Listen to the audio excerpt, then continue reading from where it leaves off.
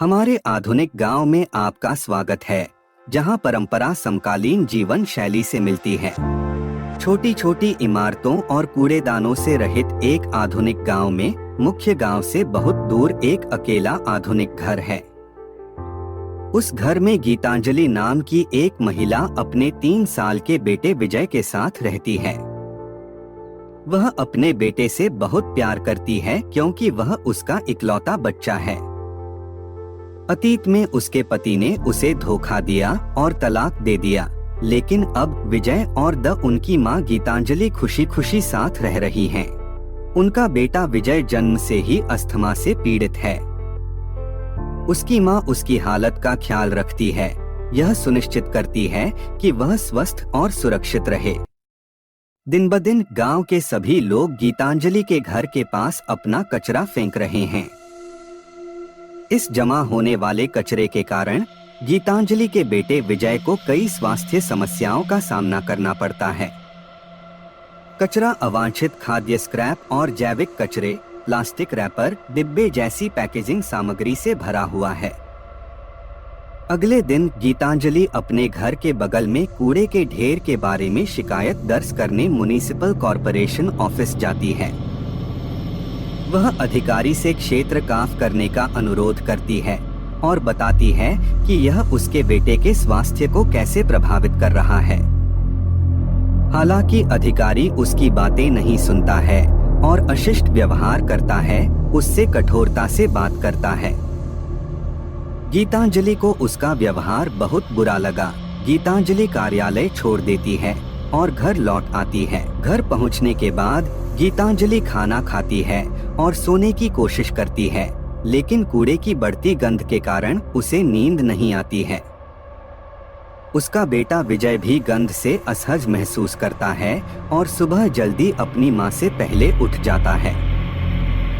जैसे ही वह बाहर निकलता है, गीतांजलि उसे रोकने के लिए दौड़ती है। अचानक विजय को अस्थमा का दौरा पड़ने लगता है और वह धीरे धीरे बेहोश होकर गिर जाता है।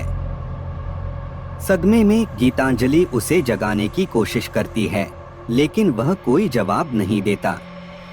वह उसकी नाड़ी और दिल की धड़कन की जांच करती है और उसे यह जानकर घबराहट होती है कि विजय की मृत्यु हो गई है। दुख से व्याकुल गीतांजलि घर के कोने में बैठकर जोर जोर से रोने लगती है। दोपहर में गीतांजलि अधिकारी से भिड़ने के लिए म्युनिसिपल कॉर्पोरेशन ऑफिस जाती है। वह उसे बताती है कि क्योंकि उसने कार्रवाई नहीं की, इसलिए उसके बेटे विजय की मृत्यु हो गई है।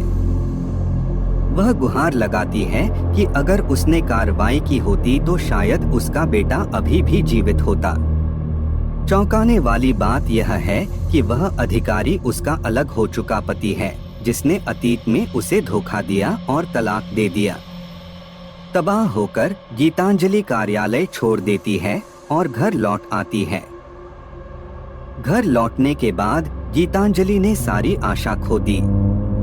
दुख और निराशा से अभिभूत होकर वह अपना जीवन समाप्त करने का निर्णय लेती है। दुख की बात है कि वह आत्महत्या कर लेती है। कुछ दिन बाद गीतांजलि के घर के पास कचरा लगातार बढ़ता गया। गीतांजलि एक आत्मा के रूप में कचरा साफ करने और आसपास के वातावरण को साफ रखने के लिए लौटती है।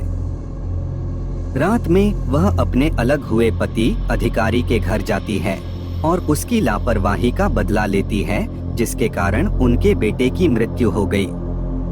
गीतांजलि उसे मारना चाहती है क्योंकि उसकी लापरवाही ने गांव को गंदगी में छोड़ दिया है।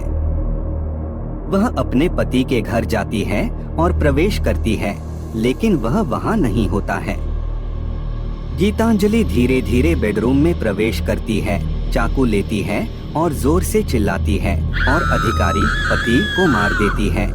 गीतांजलि अधिकारी की कहानी समाप्त करती है और घर लौट आती है। वह दुखी हो रही थी। जल्द ही गांव के लोग फिर से आते हैं और गीतांजलि के घर के पास अपना कचरा फेंकना शुरू कर देते हैं। यह देखकर गीतांजलि बहुत क्रोधित हो जाती है और एक दुष्ट भूत में बदल जाती है। वह जोर जोर से चिल्लाती है और भयानक आवाजें निकालती है, जिससे गांव वाले भयभीत हो जाते हैं और उसके घर से दूर भाग जाते हैं।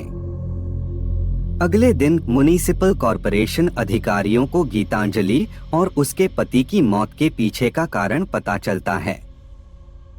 उन्होंने गांव में कूड़े की समस्या पर चर्चा के लिए एक बैठक की। अधिकारियों ने कचरा ट्रकों को लागू करने का निर्णय लिया, जो प्रत्येक घर से कचरा एकत्र करेंगे। सभी एकत्रित कूड़े का निपटान डंप यार्ड में किया जाएगा। यह पहल यह सुनिश्चित करती है कि गांव में कोई कचरा न रहे। उस दिन के बाद से गांव की सड़कें, घर और दुकानें कचरे से मुक्त हो जाएंगी, जिससे गांव स्वच्छ और हरा भरा हो जाएगा। उन कचरा ट्रकों को चलते हुए देखकर गीतांजलि की आत्मा खुश होती है।